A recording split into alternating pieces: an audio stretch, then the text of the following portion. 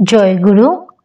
দুইজন মা পরম পূজ্যপাদ শ্রী শ্রী আচার্যদেবের কাছে গিয়ে নিবেদন করল, আমরা পূজনীয় অবিন দাদার মাধ্যমে দীক্ষা নিতে চাই। পূজনীয় অবিন দাদা অন্যান্য বিভিন্ন কাজে ব্যস্ত, তাই ওনার পক্ষে দীক্ষা দেওয়া সম্ভব নয়। এই কথা জানার পর মা দুইজন একটু মন খারাপ করলো। শ্রী শ্রী আচার্যদেব জিজ্ঞেস করলেন, তোমরা আনন্দবাজারে প্রসাদ নিয়েছ? আজ্ঞে নিয়েছি।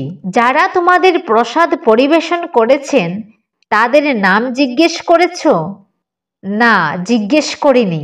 অথবা প্রসাদ নেওয়ার আগে বাড়ি থেকে স্থির করে এসেছিলে যে শুধু অমুক দাদার হাতেই প্রসাদ নেব? আজ্ঞে না।